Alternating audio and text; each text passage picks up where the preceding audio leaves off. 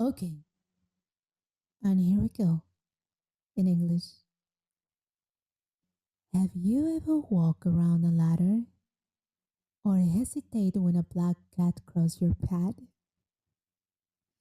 Superstitions, those old beliefs we all grew up with, remind us that even in today's fast paced world, we're all still drawn to mystery. Today, we are going to talk about how a prophecy is changing the travel plans of thousands. A strange little problem threatening Japan, most important international even at the moment, and an economic shift that putting pressure on families and analysts alike. Just for your information, I'm not a journalist or a news anchor. I'm just a curious voice gathering interesting stories from Japan. Come here and talk to you about them. This is Japanese News with Mary Carmen, and today I bring you stories that blends mystery, diplomacy, economy, and the spirit of modern Japan. ニュースをお伝えします。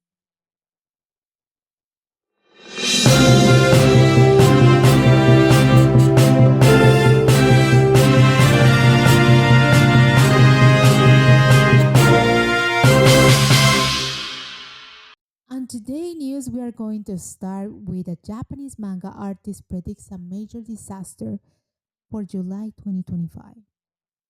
In the realm of the mysterious, Japanese manga artist Ryo Tatsuki has once again captured public attention with a chilling prediction. A major natural disaster will strike in Japan in July 2025. What makes this so fascinating is that some of her earlier visions seems to have come true. In her manga titled Watashi ga mita mirai, The Future I Saw, originally published in 1999, Tatsuki illustrated a series of prophetic dreams she had recorded over the years. One of the most notable appeared right on the cover of the manga. A great disaster will happen in March 2011. And 12 years later, we saw how Japan was hit by the catastrophic Tohoku earthquake on March 11, 2011. A tragedy that eerily aligned with her predictions. This coincidence led many to view her work as more than creative fiction, renewing interest in her more recent visions. And in the 2021 reissue of the manga, Tatsuki included a new warning. The sea south of Japan will boil in July 2025.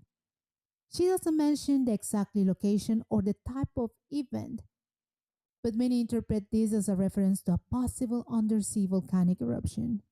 The effect has been tangible, and some travel agencies in East Asia have reported a drop in booking to Japan, especially among younger tourists from countries like China, Korea, and Hong Kong.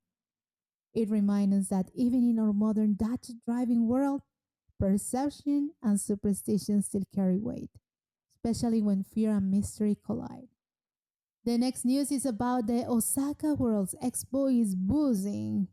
Japan's biggest international event of the decade, the Expo 2025 Osaka Kansai, has run into an unexpected challenge. Gnats, lots of them. A swarm of tiny bugs called nosiums or beating midges has taken over parts of the expo grounds. The warm and humid water around Yumeshima, the artificial island hosting the event, is the perfect breeding ground.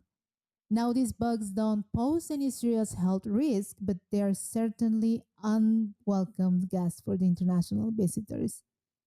Some have even reported mild allergic reactions. The good news? Organizers are actively rolling out environmental controls and repelling strategies to keep the experience safe and enjoyable for all of the visitors. This week also marked the grand opening of the Grand Ring, a monumental wooden structure in circle with 2 kilometers long and 20 meters high in the expo grounds. It's now the largest wooden structure in the world, providing shelter from sun and rain in beautiful architectural fashion.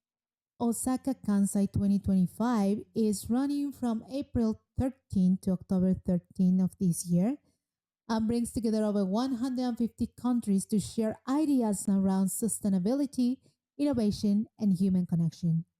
If you are planning to attend and want to explore these exhibits, you can find all the schedules and updates at www.expo2025.or.gp. And let's go with the news from the Japanese royalty. Japan's crown princess Aiko prepares for her first official trip abroad.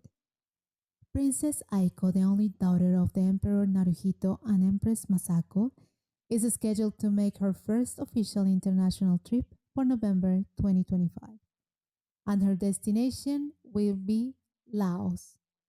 She'll attend events celebrating the 70th anniversary of diplomatic relations between Japan and Laos and is expected to meet with the president and participate in cultural ceremonies. The Princess Aiko is 23 years old, and though Japan's culture imperial laws don't allow women to inherit the throne, she remains a beloved figure in Japanese society. Admired for her sincerity and quiet strength, she studied Japanese literature at Gakushuin University, and after graduating in 2024, she joined the Japanese Red Cross, where her mother holds an honorary presidency. This visit is more than symbolic. It marks her debut in international diplomacy and reflects a grown public presence after years of living largely out of the spotlight during the social pressures and health concerns. In a monarchy where a woman often stands in the background, Princess Aiko is gracefully stepping into her own light, showing a new generation what it means to serve with dignity and heart. And the next news excites me very, very much and is my favorite topic about music.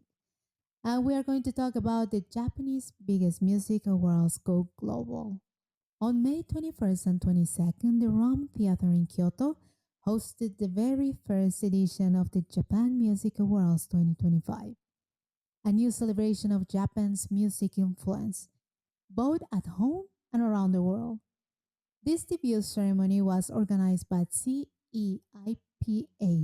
a coalition of Japan's top music industry associations, and broadcast live on NHK and YouTube. One of the biggest highlights, the introduction of international categories that honor Japanese songs making waves outside of Japan, including Europe, Latin America, and of course North America. And the winner for the best Japanese song in North America, the powerhouse duo Yoasobi, with their hit single The Blessing, which gained major traction on Spotify playlists, anime fan communities, and even US college radio stations. The awards also gave nods to Creepy Nuts, who won the Latin America category with Bling Bang Bang Born, and M, recognized in the Europe category Fujikaze, King Nu, and the legendary Yellow Magic Orchestra YMO were also honored, proving that Japanese music is more than a niche. It's becoming a global language. The Japan Music Awards remind us that music doesn't need translation to make us feel something. Sometimes one song, one voice is enough to connect cultures oceans apart. And well, let's move to a financial situation, and price index jumps to 3.6% in May, sparking economic concerns. A new economic worry has emerged in Japan's capital. Tokyo's core inflation rate rose to 3.6 year over year in May 2025, the highest level in the last 2 years. This spike was driven primarily by rising food and service costs, putting pressure on the Bank of Japan to reconsider its interest rate policies. Since Tokyo often serves as an early indicator for natural economic trends, this increase has raised red flags across both government and households. In times of change, the economy also speaks, and understanding it's part of understanding today Japan. Now I want to talk about cultural interesting things. When summer comes to Japan, it begins with a sound. As June arrives in Japan, the days grow warmer and a gentle sound starts to fill the air.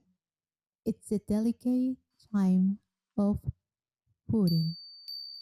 Traditional wind chimes made of glass, ceramic, or metal, hung on perches and windows to welcome summer.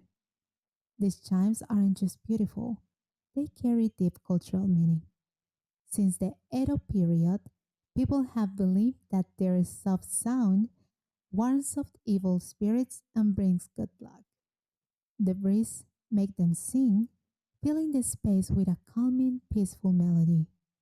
Every summer, thousands of people buy hand-printed Fūurin from markets and temples. Some are decorated with koi fish, seasonal flowers, or tiny landscape scenes. There are even full festivals dedicated to them, like the Fūurin Matsuri in Kawasaki, where hundreds of wind chimes ring together, creating what many describes as a meditative, almost magical soundscape. This simple tradition reminds us summer doesn't always begin with a date. Sometimes it begins with a sound, and in Japan, that sound is called Fūurin. And well, we hit to the end of this episode, and thanks for joining me on this journey through fascinating moments from Japan, from mystical prophecies and royal diplomacy to music across continents and the sound of summer on the breeze. If you enjoyed this episode, be sure to subscribe and follow me on my social media. You'll find more behind the scenes, reflection, and sneak peeks. I'll see you in the next episode of Japanese News with Mary Carmen. And until then, stay curious, stay inspired, and keep your hearts open to the beauty in the world. ニュースをお伝えしました。